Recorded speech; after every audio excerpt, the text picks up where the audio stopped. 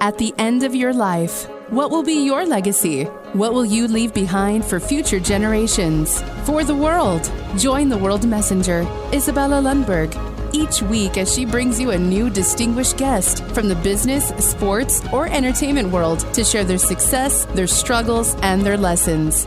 They will share their insights into current hot topics that affect everyone. Izabela facilitates an intimate, vulnerable environment to find the true value of humanity and real leadership.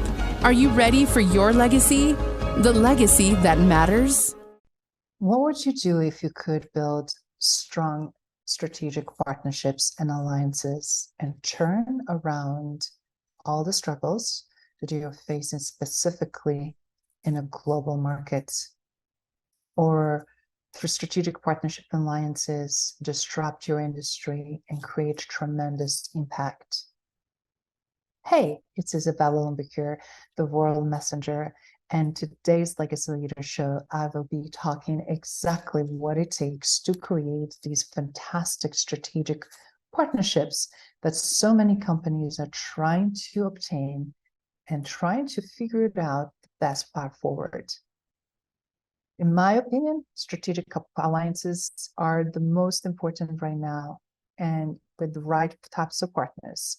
Because as we're navigating the business landscape and catalyzing growth and obviously trying to continuously to innovate and transform, it's very important also to understand where is our global outreach and how this global outreach is impacting us.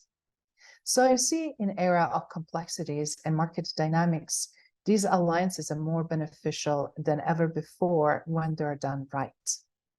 We have such an opportunity because it's not only essential to have right tools, but it's also obviously companies that are seeking to expand on a global horizons, to leverage shared expertise, and also to navigate these intricacies that we're seeing the global market is taking on. From global business management perspective, strategic perspective, as well as a leadership perspective, I wanted to really look at what it takes to establish with top-tier companies, organizations across the board, and the nations, these amazing three opportunities where we can access new markets or establish even better in existing ones, right? Pool resources for mutual benefit, which I think is tremendous right now, specifically because we've seen shifts and drives in technology space. And also, as thirdly, collectively address the challenges, because we're seeing so many challenges that are definitely too vast for any single entity to tackle. And if we just take that in consideration, we have tremendous path forward. You see, strategic alliances are not just the pathways to shared success. That is what used to, for a lot of companies, be the case. And used to be done in ways that even 10, 15 years ago, not necessarily always worked effectively because they were not established with the right criteria. It was not delegated and done in a way to create a win-win. There was a lot of different dynamics that really affected as a result, not only companies' reputation, but as well as collaborative efforts that as a result, so many companies are having a hard time to rebuild or expand because the old model, it's not anymore effective and does not work and it's not going to work. And it's time to look at this through different lens. It's very important to look at what is the cornerstone of sustainable, forward-thinking business strategy. What is also sustainable, forward-thinking leadership? And also, ultimately, what global interconnectedness we are creating with the world. As a result, I truly wanted to share the 5 key components that I found to be instrumental in the process. Specifically when we look at things from geopolitical changes that we don't have control over it, and also environmental stuff. And of course, as we're seeing due to other disruptors that have to be now forward-thinking strategic alliances in a place.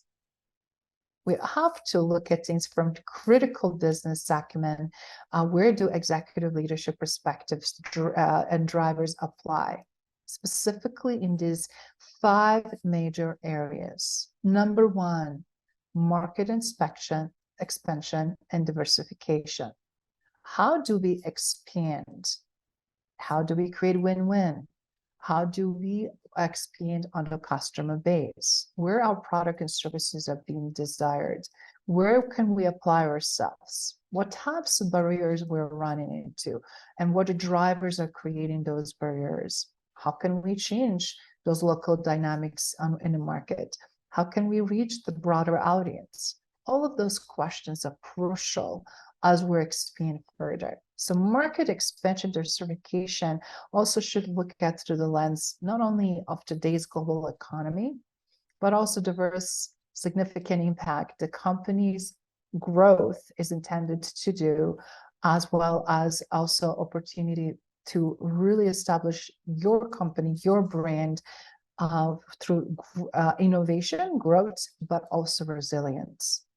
That is where sustainability comes in play. The second point that I wanted to tie to the market expansion diversification that I just mentioned is innovation. Innovation through collaboration. More than ever, we have opportunity to innovate and also to collaborate as a result of it. Because right now, on so much of innovative frontier, we're seeing so much that is happening that is disrupting a rapid scale. For example, we're seeing AI and machine learning and other technologies disrupting, but also huge gap in skill sets. Frankly, we have a huge gaps in leadership, little right now in AI, for example. So how is it important to pool special resources, knowledge, and expertise, specifically when we're dealing with not only strategic partnership and alliances, but where we undertake very ambitious projects, research, solutions, in order to really create these breakthroughs that is going to help us to show what is possible. And if we're not able to do that effectively, then innovative through collaborative approaches will not be sufficient and will not work as effectively as it could. And then also, it's very important to be humble, to understand that you can, or we can, or I can do all of this alone. That is why we're looking, how can we problem solve together? What we can do, who is already doing something in that space? How can we put our minds and heads together and create phenomenal new products and services that are going to be moving the needle across the world in the right direction? That also, of course, always leaves the 2 pieces of the puzzle: processes and people. We cannot move that without including them in that equation. And that really leads to something that we're seeing so much rising up in the recent months and definitely in recent years. It is the risk management. It's all-time high. As a result, we need to find out ways, how can we risk share and how can we find a solution together? So risk sharing and management would be the one as a third major pillar of this blended integrated approaches for strategic partnership and alliances. And why I'm saying this, because I'm seeing the risks being all-time high internally, just even for the local, let alone for national, international companies. So it's very arrogant to really say that we got this, because we have to figure it out it's just beyond, not just the capital investments, it's beyond that. It's also familiarity of point of entry of the new markets. For many places, just this year, markets shifted so dramatically, even if we had a presence in them, they might be still feeling unfamiliar because new laws, regulations, new conditions occurred. And as a result, we're looking things from resource perspective, from responsibility, and frankly, from executive perspective, where these companies can expose financial and operational risks, and where these needles to move things for ambitious projects can really bring us forward in something that I think is so daunting for so many companies. As a result of those strategic partnerships, this can be less daunting and as a result can be much more effective. Are you game to try? That is the big piece of the puzzle, right? The fourth component, the fourth pillar that I'm finding extremely important is also understanding how some brands and reputation are aligning with those strategic partnerships. We're seeing so much. There's some brand new companies are definitely dominating the markets and have amazing brands. They're focusing on the right things, including ESGs and social responsibility, for example, while some that existed for 100 years, Fortune 500 companies, for example, are crumbling because they damage so badly their reputation and the way the leadership's acting that affected not only internally directions from their stakeholders, their talented teams, but also their customers. And frankly, brand popularity, brand trust. So we have tremendous risks, yes, but we also have tremendous opportunities where we can tie these financial and operational risks and create something that are going to build a strategically right reputation and domination in the markets based on collaborations we choose with specific brands that others are not only attracted to, but they also trust from investor standpoint, from consumer standpoint, and frankly, from the top talent.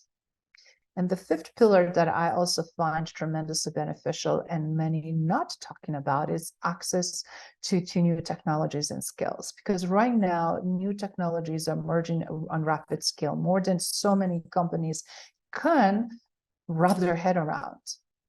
And it's overwhelming. I totally understand, specifically because so many crucial skills are missing. Skills that are related not only to technology itself, but also around the best practices. And what do we now do with this technology and how do we apply it? Because we see so much gaps there, right? But then we can also figure it out where these capabilities can tie together and how they can, with cutting edge technologies and learning curve, which is huge component where we train other talent and teams and create those internal capacities to really drive these best practices forward. But what is really important when you look at these 5 pillars that I just shared, to really look at what are the criteria to create the benefit to achieve them, which lens we should be looking through. And ironically, I found another 5 key elements for those 5 pillars to be supported to create tremendous strategic alliance and partnership that we're talking about. That is not going to only drive growth and expansion, but also sustainability and recognition, and frankly, much more needed innovative solutions and positive impact. So when I'm asked about that in recent conversation, one thing that comes up to my mind was about how we have strong strategic alignment, or do we? It's very important to look at, is it matching with our goals and objectives? Is it matching with our values? And are those alliances going to align with the company's long-term strategies? And if that is the case, that is fantastic win. If it's not, then might not be the right partner for that particular goal and objective you're trying to achieve. It's so important to pause and reflect on that. The other key component that I found is very important is how effectively we manage our relationships. I am surprised to see how many managed relationships are done with old-fashioned style, whining and dining, possible customer or consumer, and doing things based on solely transactional place in order type of approach. That does not work. Transactional approaches are dead. Nobody, we know, want to be sold, but this is beyond and above of just typical expecting that existing customer would just continue to keep their loyalty in play in a check. If we're not doing things in a way that is transformative and innovative, and if we're not really looking for mutual respect and clear communications, and also relationship that is win-win, those relationships will not give you that top strategic alliance and partnership you're looking for. In addition, if we're not also looking things from effective relationship management, building piece that is essential, which is the third key component, cultural compatibility, that builds so strongly in that, are we culturally compatible? How this really works. If I'm having champion culture, which you guys know already by now that I'm super excited about champion cultures and champions and creating champion environment so that everybody internally is thriving, as well as also creating phenomenal experience for the customers. How is that going to be possible with someone who does not actually put so much value on developing their team or leaders, or frankly, their culture, but just maybe looking for the bottom line? That's definitely not the right strategic partner. So it's definitely something to consider. Fourth key that I found to be essential in all these conversations as strategic alliance and partnerships are being made specific with top tier companies in the world, it is also opportunity to continuously evaluate situation, to really look at and say, what are we looking here from performance standpoint? What we're looking here from relevance standpoint? How are we ensuring that this is going to continue to meet the right objectives? What needs to change? What needs to improve? And what is actually needs to stop? If we're not having those hard conversations and looking things with proper KPIs and ROIs, we're going to be stuck. And we have more than ever opportunity to look at that. So continuous evaluation will be one of the really strong stepping stones. And the fifth key, I wanted to tell you that I'm seeing so many organizations that are capable to have all, but yet they're not, because they're not agile and they're not adaptable. They're not willing to change because of the resistance and circumstances that need to be changed that help them to catalyze and create these amazing alliances and opportunities to move forward. They're constantly moving and shifting in the wrong direction. So what are going to be happening if organizations do consider and create culture of resistance, culture of change, and culture of desiring of agile and adaptable environment? Frankly, based on what I'm seeing, magic can happen. And as a result, these strategic partnerships can truly expedite the growth, the reach, outcomes, and as a result, create tremendously sustainable, not only companies, solutions, but also tremendous impact. The world needs more than ever. I'm really intrigued to hear your comments, as well as anything you want to share. How are you doing and handling and tackling your strategic partnerships? Do you need assistance and help with that? And if you're looking for partners in crime that can help you to do that, I will look forward to hearing from you. Cheers. Thank you for listening to Legacy Leader Show. If you enjoyed the content and had a positive experience, then please leave us a positive rating. In addition, leave us a positive review whenever you are listening on whatever platform there might be. Make sure your friends and family also know about the benefit and value that we provide and what we have to offer. Cheers.